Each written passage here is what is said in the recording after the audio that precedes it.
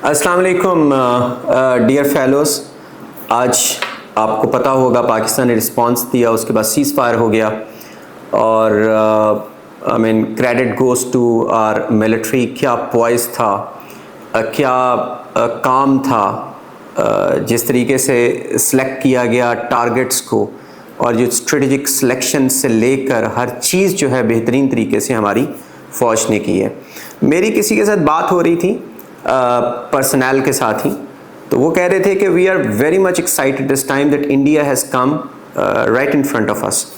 हम बड़ी देर से 9/11 से लेकर अब तक इंडिया की प्रॉक्सी से लड़े थे, वो हमारे अपने ही लोग थे और उनके साथ लड़ने से हमें भी बहुत दुख होता था, तकलीफ़ होती थी, मगर हमें लड़ना पड़ता था और हम 9/11 से ही एक जंग में मुलव्वस हैं और एक फाइटिंग स्पिरिट है, फाइटिंग फोर्स हमारी आर्मी बन चुकी हुई है। पहाड़ों में इन्होंने लड़ा है, रेगिस्तान में इन्होंने लड़ा है और संगलाक किस्म के ड्राई लैंडस्केप में जो बलूचिस्तान की उसमें लड़ा है। तो अब तो वो बड़े खुश थे कि कम से कम सही वाला दुश्मन सामने आया और हमें मज़ा आएगा अब लड़ने का। पहले तो वो छुप के वार करता था। तो एक तो उनकी स्पिरिट बहुत ज़बरदस्त थी और दूसरे नंबर पर हमारी जो क़यादत है आर्मी की, वो क्या ज़बरदस्त पॉइस था as compared to the leadership, I mean political leadership of India और उनका जो मीडिया। हमने मीडिया वॉर भी जीती है इस दफ़ा, क्योंकि इंडियन मीडिया की बजाय जो बहुत सारे इंडियन लोग थे वो पाकिस्तानी मीडिया के ऊपर रिलाई कर रहे थे, वो न्यूट्रल मीडिया के ऊपर रिलाई कर रहे थे। और जिस तरीके की चवलें 2-3 दिनों में इंडियन मीडिया ने मारी हैं, पाकिस्तान तबाह हो गया, इस्लामाबाद सरेंडर कर गया, शहबाज शरीफ को गिरफ़्तार कर लिया गया, बल्कि पता नहीं शहबाज शरीफ को उन्होंने जेल में पहुंचाया और जनरल मुनीर को उन्होंने गिरफ़्तार करवा दिया, लाहौर तबाह कर दिया और सरगोदा को भी मेरा ख्याल तबाह कर दिया था। और मैं उनको कमेंट करके कहा कि अब मैं मार्च से आपसे बात कर रहा हूँ, वो पाकिस्तान तो तुम लोगों ने तबाह कर चुके होंगे। तो उसके बाद जितनी को जग हंसाई हुई उनकी पूरी दुनिया में, दुनिया ने थू थू किया, लानत की, मलामत की, अपने लोग उनके लानत मलामत कर रहे हैं। पता नहीं कितने त्यारे उन्होंने मार गिराए हमारे। बहरहाल जी, जो पाकिस्तान की तरफ से आप लोगों ने, सिविलियंस ने जो वॉर लड़ी है, मीम की वॉर, वो चीख के बोलते थे, आप उनको जुगत उनके मुंह पे मारते थे। वो रौला डालते थे, आप एक और जुगत मारते थे। वो सड़े हुए बोलते थे, आप हंस हंस के बोलते थे। मतलब क्या जवाब दिया अभी मेरी कौम ने, ज़बरदस्त कमाल कर दिया।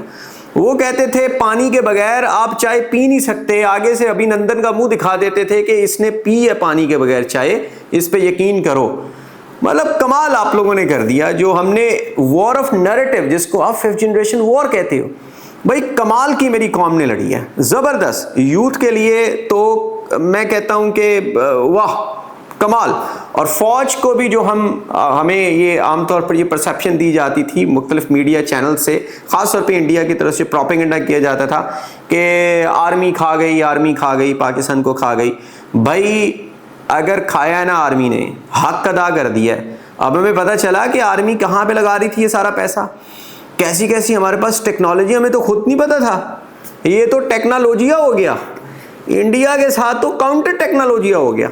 भाई इंडिया 2 चीज़ों के ऊपर बड़ा एरोगेंट था, उसकी छाती फूली हुई थी और नाब कुक्कड़ स्वामी साहब जैसे भी लोग ये कह रहे थे कि हमने पाकिस्तान पे सुपीरियरिटी हासिल की, घुसके मारेंगे और पाकिस्तान को घेर लेंगे, उनका मिसाइल आएगा तो हमारा S-400 उनको इंटरसेप्ट कर लेगा।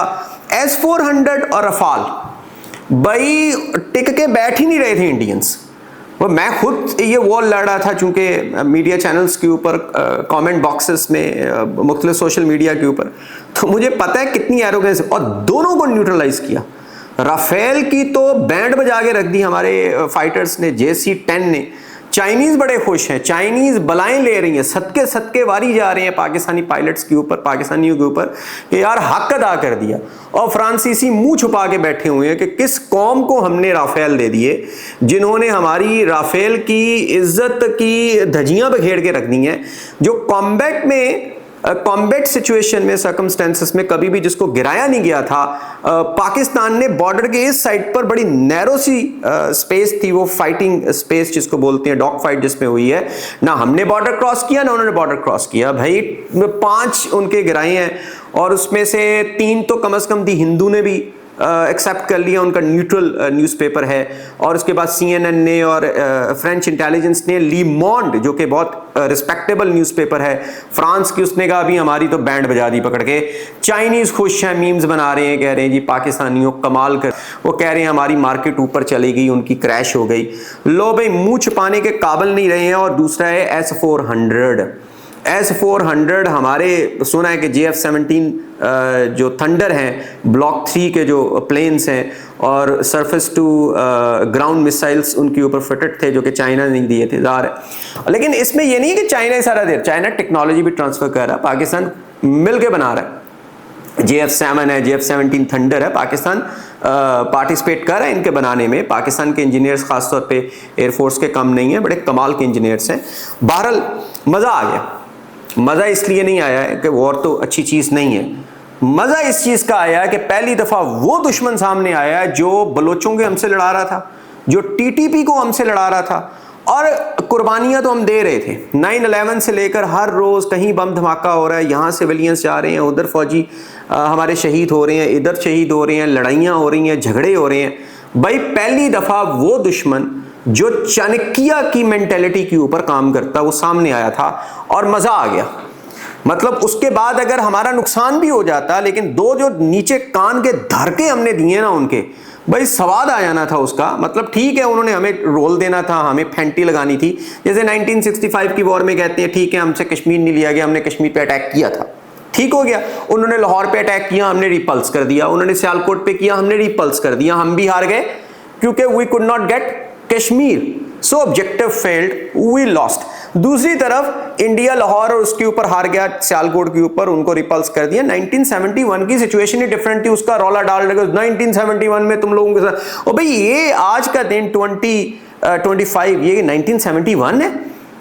इन 1971 में आपने हमें नहीं हराया था, 1971 में बंगाली रेबल्स ने हमें हराया था।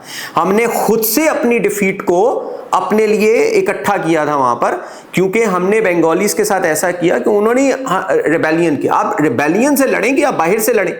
और खुद उनके उस वक्त के चीफ ऑफ आर्मी स्टाफ जो इंडिया के हैं, मानिक शाह, फील्ड मार्शल मानिक शाह, वो खुद से इकरार करते हैं करण थापर के इंटरव्यू के अंदर। वो कहते हैं यार पाकिस्तान के पास चॉइस ही कोई नहीं थी, या मरते या सरेंडर करते। 115 की तो प्रोपोर्शन थी, घेरा हमने हर तरफ से डाला हुआ था, बंगाल हर तरफ से इंडिया ने सराउंड किया था, कम्युनिकेशन लाइंस हमारी नहीं थी, 1000 मील के फासले के ऊपर मौजूद था बंगाल, हमसे वेपन्स वहां भेजे नहीं जा रहे थे, वेपन्स उनके पास खत्म हो गए। 20,000 प्लस की आर्मी थी वहां पर और लाखों की आर्मी ने घेरा हुआ था। That was not a battle on equal grounds, वो तो एक तरह की रिबेलियन थी, हार गए। और हमने भी कोई इतना डिफेंस के ऊपर नहीं किया। लेकिन भाई उसके बाद एक तो 1999 के अंदर कारगिल हुआ था, उसमें हमने उस खफत को धो दिया था।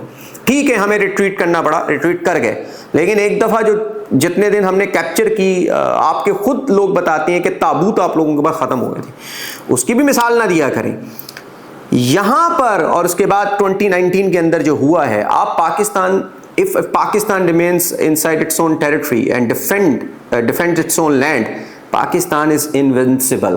इसको कॉन्कर नहीं किया जा सकता। भाई गजा में हमास को कॉन्कर नहीं कर सकी अभी तक इजरायली फोर्स, पूरा अमेरिका उसके साथ है, AI उसके साथ है, पूरी सैटेलाइट का सिस्टम 31 जो GPS सिस्टम उसके साथ है, पूरी दुनिया की सुपर पावर्स उनके साथ है, वेपन्स की इंडस्ट्री उनके साथ है, पूरी दुनिया का डीप स्टेट उनके साथ है। इसके बावजूद चंद एक जो हमास के लोग हैं उनको फतह अभी तक नहीं कर पाए हैं। अभी वो टनल्स में उनके बाद लड़ रहे हैं, दो तीन लाशें जा रही, और आप पाकिस्तान को कह रहे हैं कि पाकिस्तान को घुसगे मारेंगे, उनको डिफीट करेंगे। लानत, बेशुमार लानत।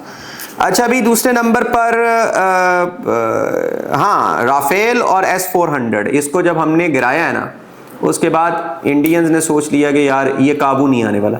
देखें, जो हिस्ट्री होती है ना, वो आपकी लेगेसी बनती है। आप किसी भी नेशन की साइकी को देखना हो तो उसकी हिस्ट्री को पढ़ना चाहिए। हिस्ट्री जो है हम चाणक्य से स्टार्ट करते हैं। चाणक्य कौटिल्य को बाकायदा इंडिया की आर्मी में पढ़ाया जाता है। इंडिया के डिप्लोमेट्स उसके ऊपर PhDs कर चुके हैं, बहुत सारे डिप्लोमेट्स कर चुके हैं उसके ऊपर PhDs, और उनको मानते हैं, उसको अपना पॉलिटिकल रियल पॉलिटिक्स में खुदा मानते हैं और उसकी पॉलिसीज को अपने साथ लेके चलते हैं। चाणक्य क्या कहता है? चाणक्य कहता है कि नेबर आपका हमेशा दुश्मन रहेगा, चाहे दोस्त भी बन जाए। नेबर से दोस्ती नहीं करनी, नेबर के नेबर से दोस्ती करनी है ताकि उसको सैंडविच कर दिया जाए। नंबर 1। नंबर 2, नेबर आपका कमजोर हो तो छोड़ो, कहीं ना रगड़ के रख दो, एक्सपैंड करो उसके अंदर। नंबर 3, नेबर आपका पावरफुल हो या अग्रेशन दिखाए आपके सामने, सीना तान के खड़ा हो जाए, तो फिर उसके सामने राम राम करो। आपने वो मुहावरा सुना होगा, बगल में छुरी मुंह में राम राम, या मुंह में छुरी बगल में राम राम, सॉरी मुंह में राम राम बगल में छुरी, जो भी है, मतलब इस तरीके का मुहावरा है। वो एट्रीब्यूट किया जाता है कौटिल्य चाणक्य के साथ। पाकिस्तान 2 थप्पड़ मारे ना इंडिया को, तो इंडिया फौरन सरेंडर कर जाता है, राम राम करना शुरू कर देता है, लेकिन छुरी नहीं छोड़ता, छुरी यहीं पे रखता है। चाणक्य की औलाद है ये लोग।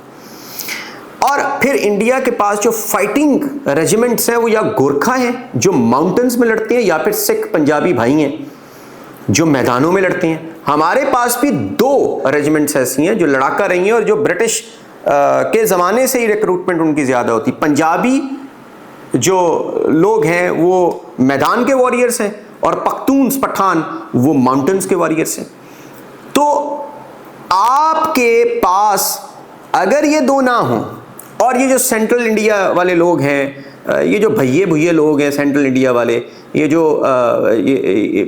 जिन्होंने शोर मचाया हुआ था मीडिया के ऊपर, भाई आप सिख भाइयों को साइड पे करें, आप आमने सामने आ जाओ, तो फिर आप लोगों को बताते हैं कि आप लोगों की औकात क्या है। Thank you very much.